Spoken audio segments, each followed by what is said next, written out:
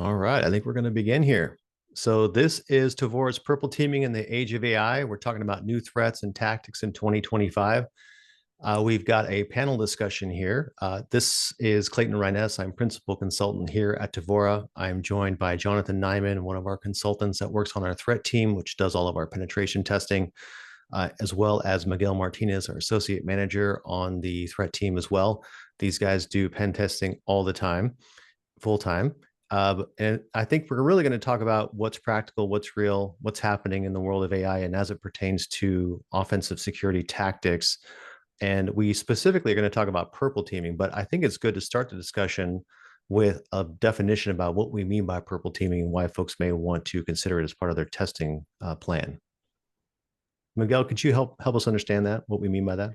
Yeah. So one thing that I like to say with purple teaming is that there's different shades of purple teaming, right? It's not always a clean purple. Sometimes you're a little more magenta, a little more red, or sometimes you're a little more indigo, right? A little bit more blue team action. But what a purple team is essentially, I like to think of it more as like a training exercise. It's there to help, the client organization identify which tools are effective and which aren't, and also which processes might be, lacking a bit, like maybe your incident response or, threat response process is a little too slow, or maybe it doesn't have a complete identification and isolation protocol in place. But the training aspect of it is also, getting on calls with the organization and showing them the attack, showing them how we do it, what our thought process is, and in that, showing how to better defend against those adversary attacks. We like to really focus on what's practical. And especially when it comes to AI, it's always a good topic because there's so much hype around this. It's good to know really what is actually possible. I know we've got some talking points around, random calls, voice recording, deep fakes. Perhaps, Jonathan, we want to start there and get a sense for really what's practical and what's possible there. Yeah, I think kind of, what we're really saying is it's still being figured out. Not only are we still trying to figure out how to best utilize AI, but so are threat actors. And we're seeing the same kind of methods that we've seen in the past, the same tactics, but at a new scale. We're seeing a lot more frequency and also a lot more sophistication. I think where it stands right now is AI is lowering the technical threshold for attackers, and allowing them to kind of increase in frequency.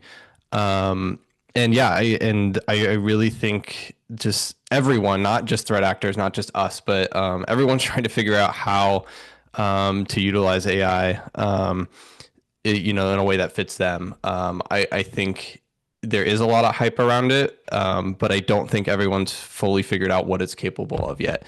Um, Kind of from the threat side of things, like you kind of mentioned, we're seeing a huge increase of social engineering, whether that be phishing emails, whether that be voice cloning, whether that be text messages. I'm sure everyone here can attest to how many more spam text messages they're getting.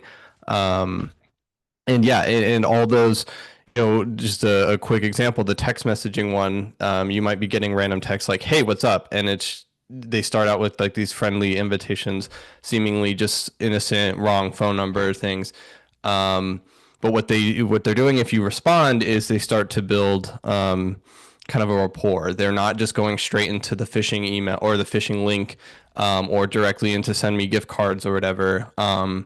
They spend time building up a reputation with you and building up a relationship, and that's being done with chatbots. That's just one example of many of kind of like what we're seeing.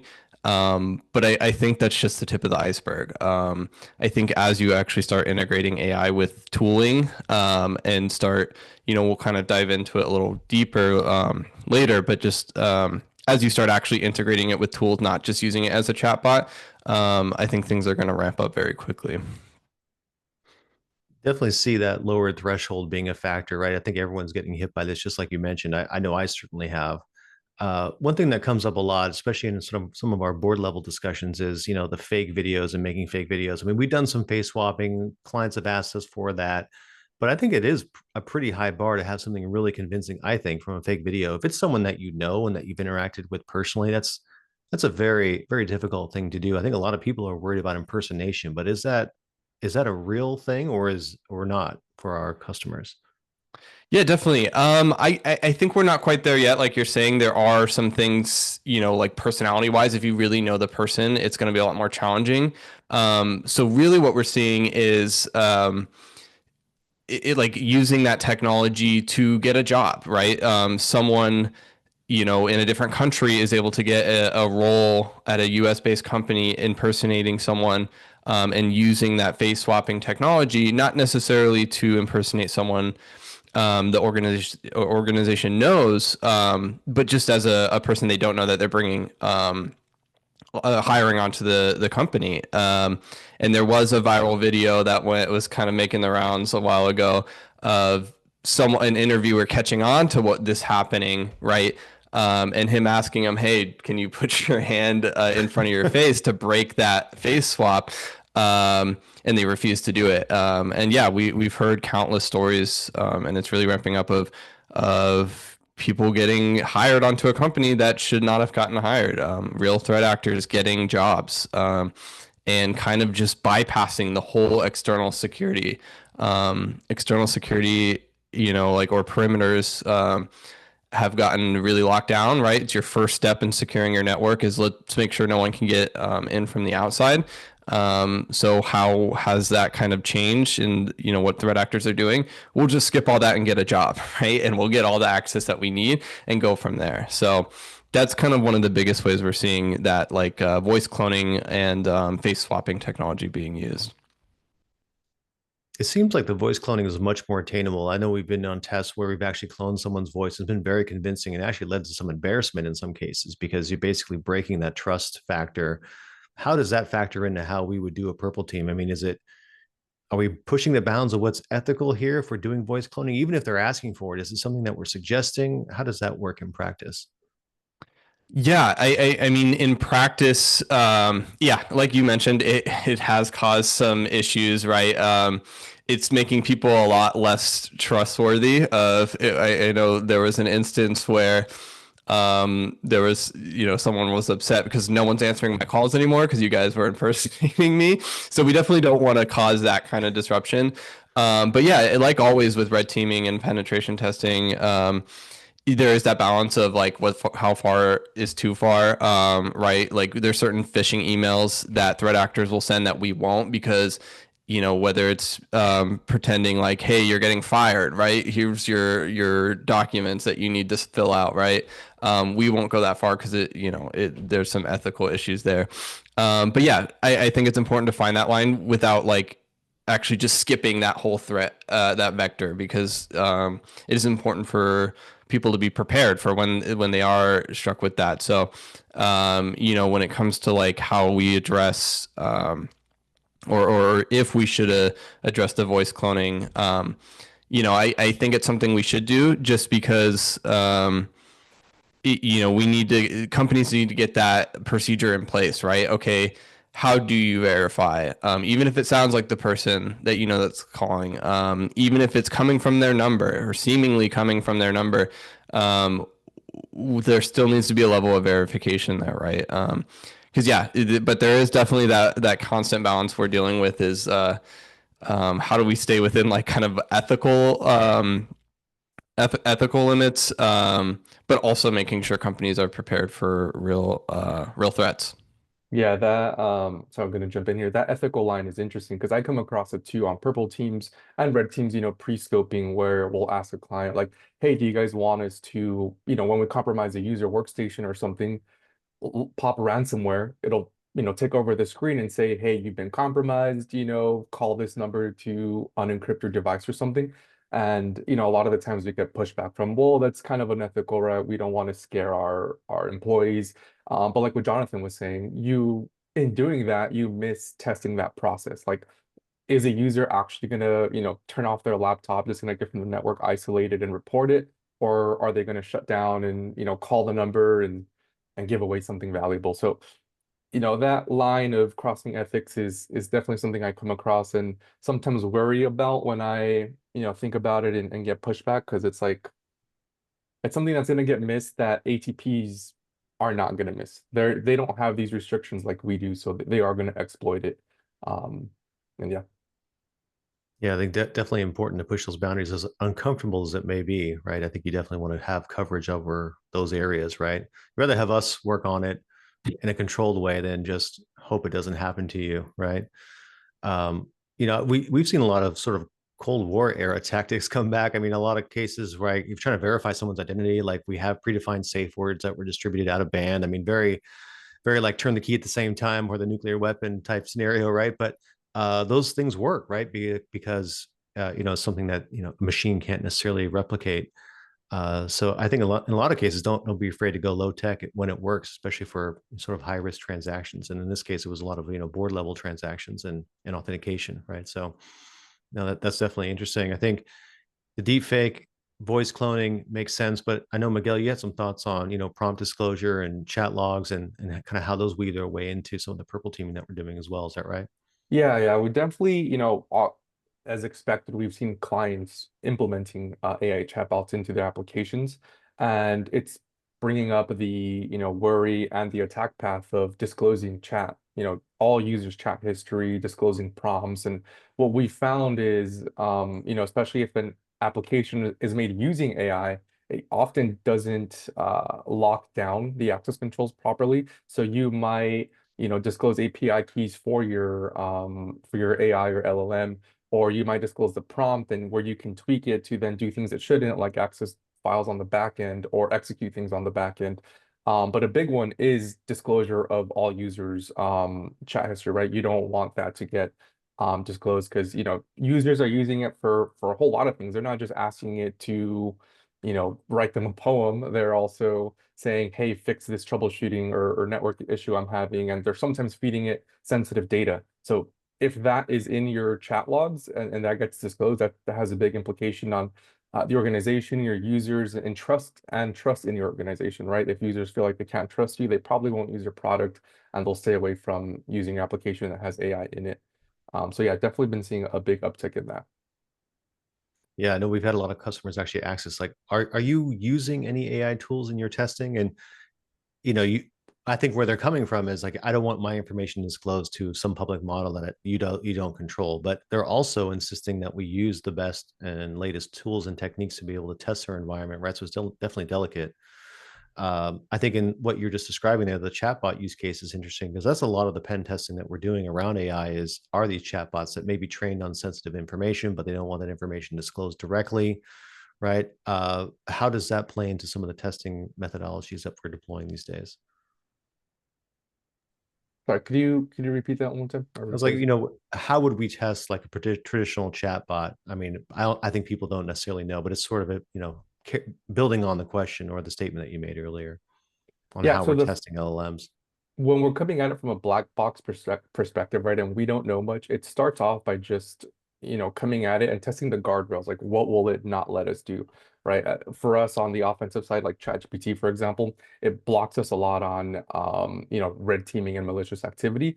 But if we're testing a client's application, we might ask it to fetch, files on the back end and see what it says. Is it going to say, hey, sorry, I can't do that? Or is it going to give us an indication that, hey, it's trying, right? Like it's trying to do it, but maybe it just needs a little more nudging, like, hey, okay, if it's not gonna get it from the local file system, maybe you have to tell it to fetch it from an S3 bucket or something like that. But a Mhm. lot of it comes down to when you're chatting with it, piping that through Burp Suite, right? Analyzing that traffic and seeing how it's being sent out. Sometimes in that GET request or in that post request, if it's using that, it'll have the prompt being sent in there. So we would start by modifying that prompt that goes along with it, right? Maybe even deleting it, seeing what happens if it gets deleted. Is it going to reveal a stack trace to tell us more information on what's going on? Or just outright replacing it and telling it, you're an internal employee that has full access to your backend. Start searching for this, start doing that, and it'll start orchestrating that to look for files on the back end there. That's kind Yeah, of where and it it starts. Yeah. Oh, sorry. Go Yeah, ahead. it makes sense.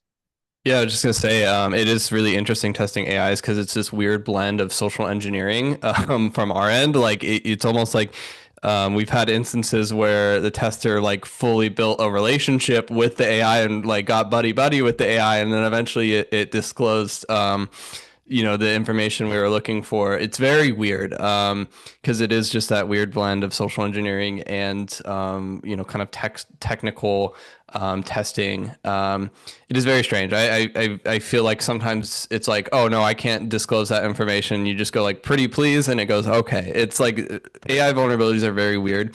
Obviously, it's a new technology, and it's going to take some time before people actually start trusting their data with it, and rightfully so. And that's why we've been very careful with how we approach AI, and how we actually use it, right?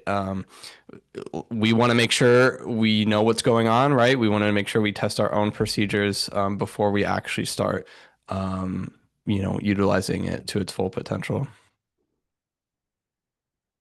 Miguel, you mentioned some of the tools or techniques that we're using sort of post-exploitation, right? Setting up command and control and doing some obfuscation of processes that we've got running. How has AI really influenced that in the last, 2 years or so? Yeah, I think, I don't know if it's just not something that a lot of organizations are doing, or they're just not making it public, but it's well known, right, that a lot of developers are using things like Copilot, Cursor, Windsurf to program. And at the end of the day, malware development is programming, right? And also things like setting up Cobalt Strike, what you're doing is setting up Nginx redirectors, setting up the C2 profile. Cobalt, things like ChatGPT are really great at generating that. So like, for example, if you're making a C2 profile and you wanted to make it look like it's, someone or data just shopping on Amazon, you can have ChatGPT make that for you quickly. It's not going to replace a person, right? It's not doing anything I can't do, but it's speeding it up. Something that might take me, 10 minutes to do, ChatGPT will do it like in not even 5 minutes, or 2 minutes. But in terms of AI and malware, I think most people are using AI in its base vanilla form, like they're using ChatGPT. And I think that it's still useful there, right? Like I said, you can do a lot of things like generate scripts, make C2 profiles, but a lot of the tooling is evolving. So at first we had common AI and LLM, things like ChatGPT. Then we moved on to, using their API keys to make tools that work with LLMs. So maybe you have a CLI tool that's calling ChatGPT's API or Anthropic's API, and it's doing something. The problem with that is that the tools are very brittle, right? If something changes in the API, or maybe the tool changes, you have to rework that tool, and different organizations can make those tools differently. So there's no standard to that. So last year, actually, in November, Anthropic released the MCP protocol, which is the Model Context Protocol. And that's what I'm seeing a lot of the shift to now. You have a lot of things like, Ghidra, which is an open source reverse engineering platform, now has an MCP. So what the MCP does is it lets you plug your AI into a tool, right? So imagine you're chatting with Ghidra reverse engineering and you're telling it, hey, give me a summary of all the headers and all the fields, and it'll plug into Ghidra and do that for you and give you a summary. But on the purple team side of things, right? Let's say Splunk actually has one too. Splunk has an MCP. So let's say all of your logs and alerts are going to Splunk. Instead of setting all these filters, right? You can just chat with Splunk. You can just say, hey, give me a filter and give me, from all this month, give me all the alerts and logs for password brain vulnerabilities, or give me all the suspicious alerts that came from this specific user account or computer account, and it'll do that for you. So that's where I'm really seeing the next step in AI is model context protocols. And it's, like I said, it's been out for a year, but not many organizations are using it, and I think we're barely touching the surface of that. The other thing that's really big is custom LLMs. So I mentioned that, ChatGPT, Anthropic, they're great, but there's some restrictions on it. One of them is that they're very big models, right? They're pre-trained with all kinds of data from Reddit, from Google, from Facebook, and that makes them great generalists. But when it comes down to very specific things like reverse engineering or malware development, not only do they have guardrails, but they just have so much context and so much data. Sometimes they hallucinate and they get a little lost, right? And I think everyone has seen that, where you ask Yeah. ChatGPT something and it'll give you bad info. And it's up to you to verify it. But yeah, custom LLMs, you can make them a lot smaller. You can use something like Llama or, Mistral, and train it on a very specific subset of information, and it'll become just as good or better than, ChatGPT, Anthropic, even though it's smaller, because it's more focused. It doesn't need all this other information.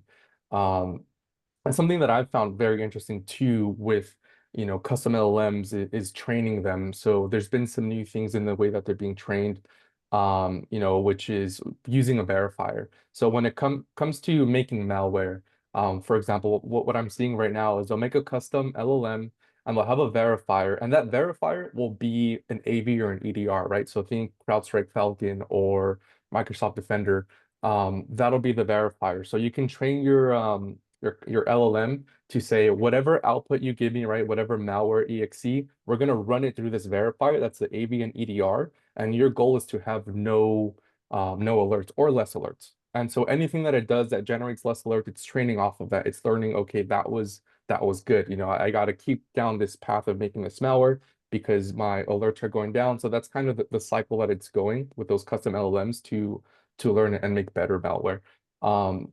And those are all local. So they're not, like I mentioned, they're not using ChatGPT, right? They're going to be locally trained models. But yeah, I know I kind of rambled on a little bit there, but No, I think what that I'm was good. I seeing mean, is big. we're advising that blue teams sort of adopt these tools. That was actually one of the questions that came up. In fact, I didn't mention this at the top of the webinar.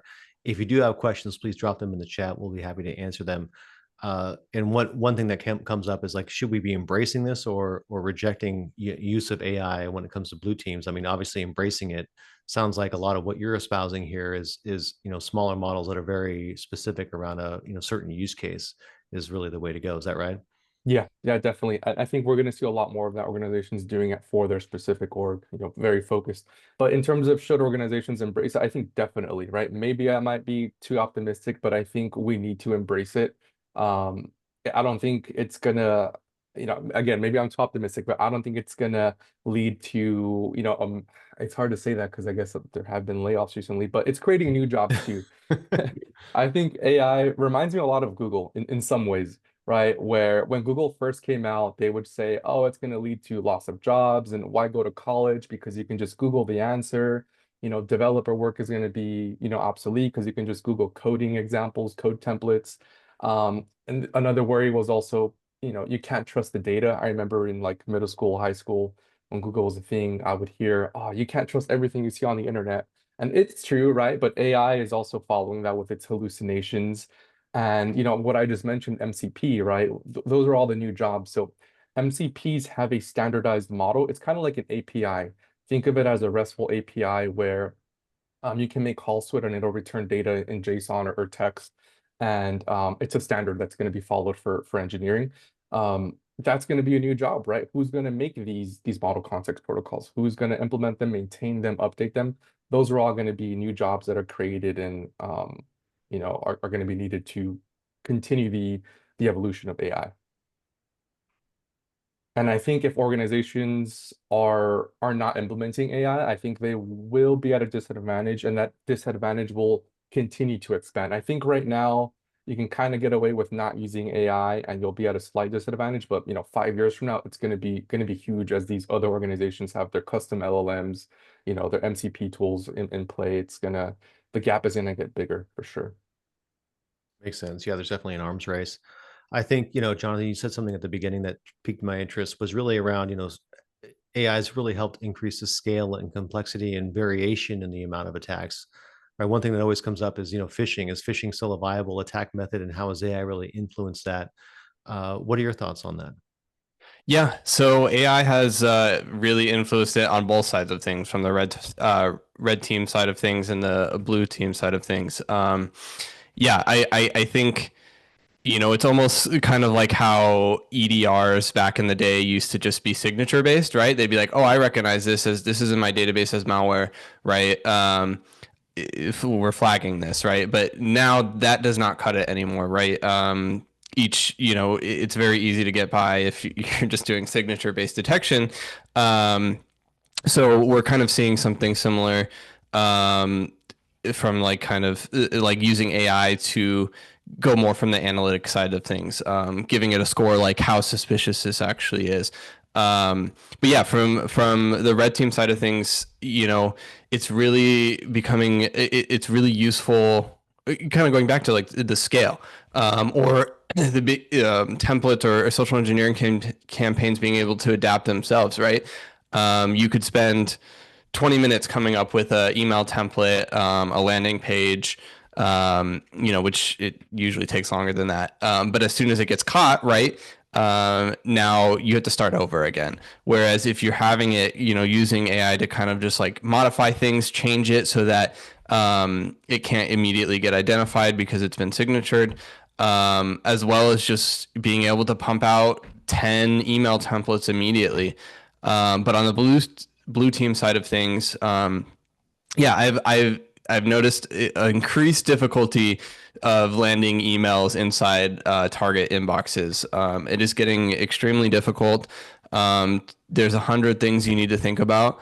But it's still very possible. But I know some of those email security solutions are moving to that kind of AI aspect, where they're trained on what emails look legitimate, or what emails are legitimate that we need to let through, and which ones are not, which ones are likely phishing. And you'll see this for anyone that does review, like quarantine boxes, right? If you're in charge of managing email security, you'll see like it will get percentage scores, right, on how suspicious it thinks it is. And like always, there's that balance of, we still need to be, as a company, we still need to be getting legitimate emails because it really disrupts business if we're not able to get any emails. But also, if we're too permissive, it's going to allow kind of that initial vector into our network by actually like phishing emails getting through into our user inboxes. So, yeah, I think it really comes back to just like the drastic increase of scale that you're able to pull off using AI. But from the blue team side, it's also making things very difficult. It's making my life very difficult to get emails through. It is possible still, but it does require a lot more, creativity as far as actually getting emails into inboxes. I think maybe one day we'll get to a point where that problem is completely figured out. Probably not. It's, as always, it's a cat and mouse game where threat actors have a way to get in reliably. Blue team figures it out, solves it, and then we go back and forth. But I think the important thing, kind of like what Miguel was talking about, it is important to actually figure out how to use AI on the blue team side of things, because if threat actors targeting you are heavily utilizing AI efficiently and effectively, and you're not, you're going to be at a crazy disadvantage. So Yeah, and on the blue team side of things, I mean, I've seen them use it for generating templates for alerts, right? Like, let's say, for example, you ask it, give me an alert or a YAR rule to detect, this kind of payload execution or Kerberoasting, for example. You can also chat with it and say, well, give me other methods or the techniques that this alert might overlook, it might not catch. I've seen it used for that, but I haven't really seen it be used for AV and EDR yet. I was talking to one client, I think they were using Trellix, and they said they were using AI for it, but I was talking with them like, what are you guys using AI for? Is it on the agent itself? Like, is the AV EDR on the workstation using AI? And it wasn't.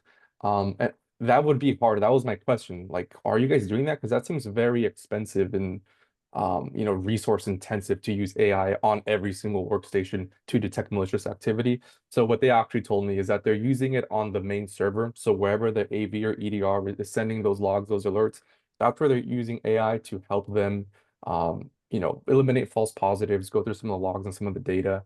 But it would be crazy. It would be very hard to get by it if they're using an LLM on each workstation. Like if there was an AV or an EDR that implemented some kind of small focus specialized LLM on every workstation, that would be hard to get by for sure. That makes sense. Maybe the age of the lightweight agent is over. Maybe we need something a little heavier with its own model on every point. Oh my gosh. And then, sorry, adding to what Jonathan said about that creativity, Yeah. one of the other examples I've seen for malware is creating custom obfuscation algorithms. So like, for example, 5 years ago, a big thing was just base64 encoding your malicious shellcode in a binary. Now everything flags it. If it sees base64 encoded in your exe, it's just like, hey, this is suspicious, or it'll even reverse it, not reverse it, but just base64 decode it. and look through the malware. You can do things now really quickly. You can ask ChatGPT to make you a algorithm to like convert binary data to a lorem ipsum, format, character array. Or you can say, hey, convert this to telephone numbers. And that really, makes you to quickly on the fly obfuscate your malware and quickly change signatures, right? If they detect, for example, that an APT is using telephone numbers in malware, you can even do something like, okay, we'll split up these telephone numbers and in between add zip codes, right? Convert your malware into zip codes and that'll probably get by that signature. So it's just stuff like that that can be done on the fly and help with creativity, for sure. Yeah, I think that all makes sense. Tying it back to the social engineering piece, right? And having basically that commodity fish email, it's basically, spear phishing at scale is really what we're talking about, right? So, and I know oftentimes we're still targeting help desks and help desk AI agents. Is that still a viable attack method that we're seeing clients grapple with? I mean, help desk being targeted and AI agents used by help desks specifically? Yeah, definitely. There was just a big threat intel report of I think it was Scattered Spider. The APT was using or basically solely targeting help desks, right? And that being kind of the easiest vector to get in. And it's a not technical requirement, right? It's not a technical crazy hacks or anything like that. It is just simply social engineering, right? And it's something we're still seeing. As I mentioned, external networks are getting really locked down. When we're doing external penetration tests, they're usually boring, which is a good thing for our clients. But for us, there's only so much that we can do. People are very aware of their perimeter. And of course, we're trying to find the things that they're not aware of. But yeah, typically, especially if we're having repeats, testing the same external network every year, we're not really seeing anything. And I imagine the threat actors are running into the same problem. So yeah, they're targeting help desks. It can be as simple as I need my password reset. Or can you reset my account? And then the help desk not verifying who they actually are. And then sometimes they use SIM swapping, right? That attack vector hasn't got away. But they're using SIM swapping to have that kind of reset code or change password link sent to either the actual phone number of the person they're targeting or doing other, more social engineering to get the help desk to send the reset link to an unverified phone number or unverified email. So yeah, it's definitely something we've seen increase of, like I said, kind of shying away from the technical awesome 0 days or finding huge vulnerabilities and moving more to, okay, well, they have their network figured out. Let's go back to the people, right? Because all we need is one. All we need is one mistake. And yeah, when it comes to like AI help desk chatbots, it's basically the same thing as I was talking about earlier. Our AI testing is partially social engineering. And he's social engineering a chatbot, which again is really weird, and I don't think I'll ever get comfortable with or feel normal, but it is part of the process. And so, yeah, it's just as big of a threat as it ever has been, if not more so. Um, and yeah, I've been, kind of in preparation for this, trying to see like pushing the limits of, not even pushing the limits, just seeing what the chatbots can do. And one thing that we do a lot for social engineering is open source intelligence gathering. Largely that looks like looking at LinkedIn, right, and getting positions, managers, like interesting targets, and just trying it out. I just asked one of them, um, the tool that we use, and asked, hey, can you give me a report on potential phishing targets with some background information, right? And it generated me a list of real employees, gathered the data from LinkedIn, and made me a full, even I didn't ask for it, but like potential scenarios I could use for spear phishing. So yeah, all that to say is like it cuts down the time it takes to pull off these more sophisticated attacks. It cuts down the time and requirement like way down. So, and again, I don't even think everyone's fully figured out how to best utilize it. Yeah, it makes sense. I think the help desk attack vector is interesting because oftentimes we find, I would say, a lot of help desks are sort of eager to help and they want to close that ticket and they're doing less verification of actual end users. So where you may think, well, that's the most savvy group. I'm really going to try to fish these people or social engineer them, but ultimately they're sort of stuck in this customer service mode, and I think you can use that to your advantage, right? Yeah, definitely. And because, there are a couple different angles of how to approach social engineering, especially over the phone.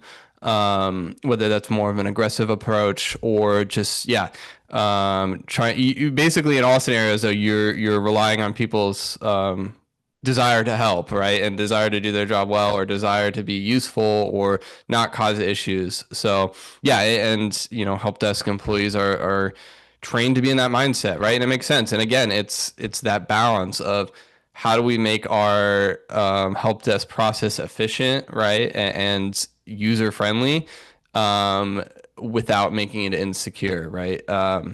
Yeah, so I think from that angle, it just comes down to training and also doing the engagements, right? Because a lot of times what I see when it comes to social engineering, especially phone phishing, um, if a client is doing regular phone phishing tests, right?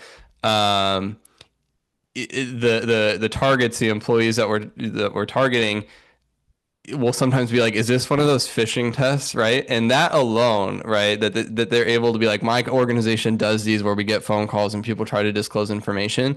That just like in their head, knowing that that's going on at their company could save them, right? Because even if they get on the phone with a real threat actor and they start doing the whole social engineering thing, even if they think it's just like an authorized engagement, they're still just going to be like, they're going to be aware that that's something that they do.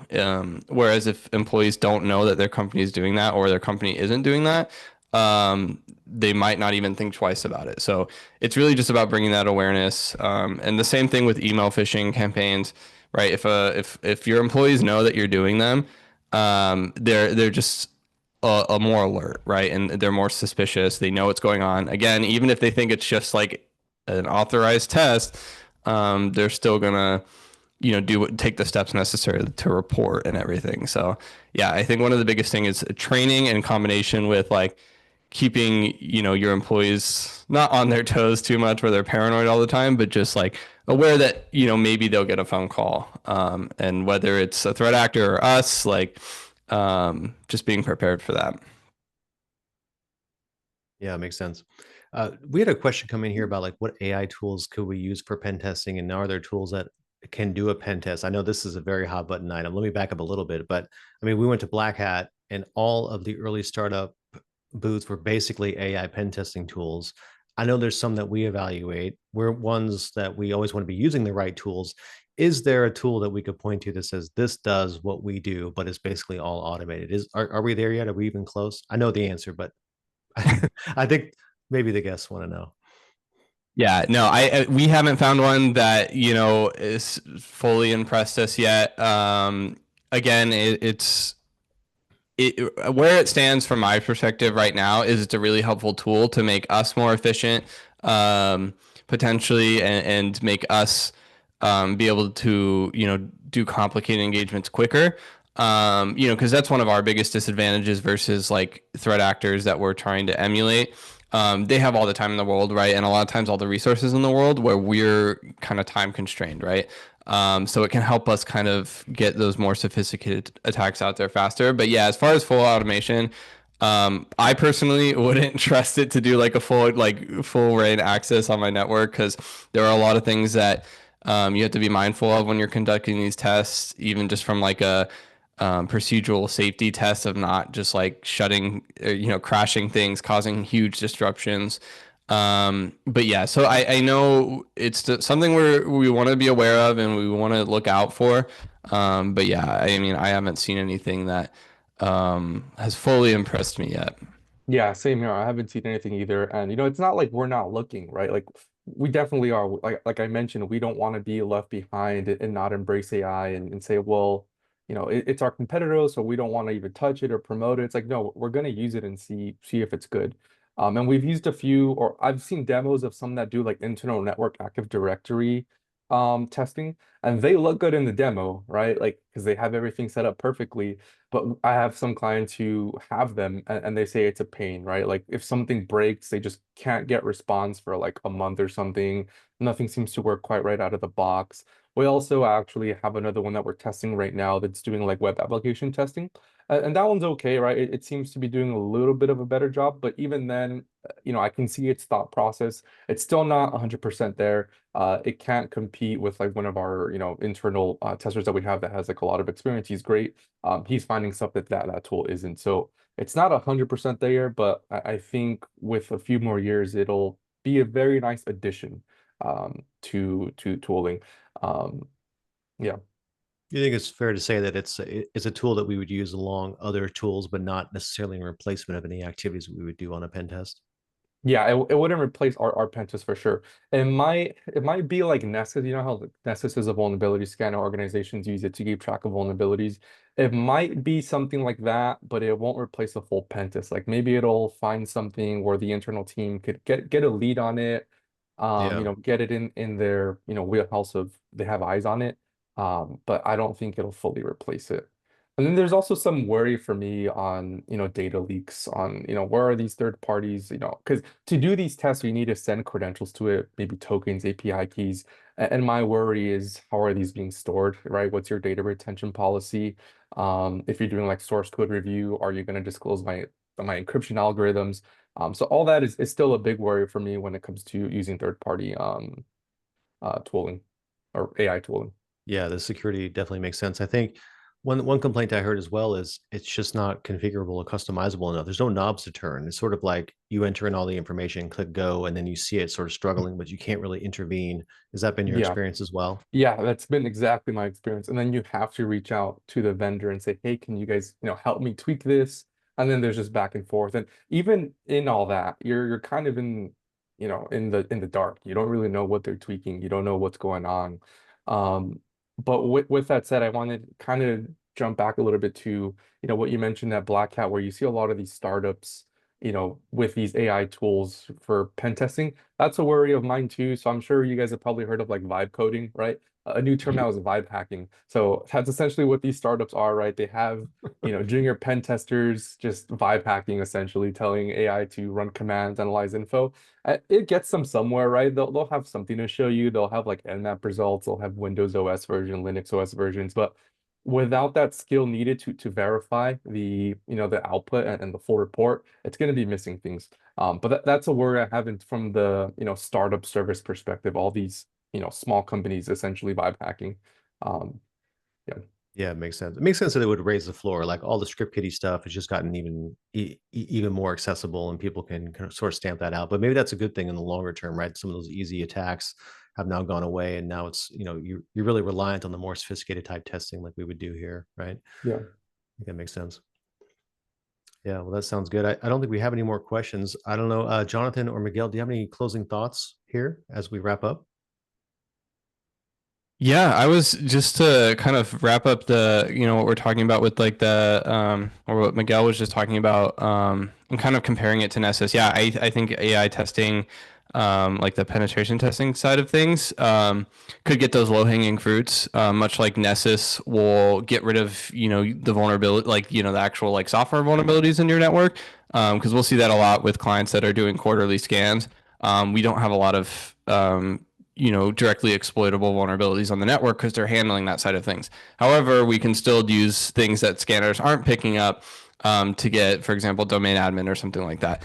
So it is going to keep requiring that kind of manual verification, but I think it could be a really useful tool that makes it so that we actually get to focus on the more complicated side of things, or the more manual exploitation kind of things, that's going to be missing. So I do think it'll be a very valuable tool. But yeah, kind of closing thoughts, like, I don't think we've quite hit the peak yet, or no one really knows how this is going to turn out, and all this is kind of speculation, and just based on what we're seeing right now.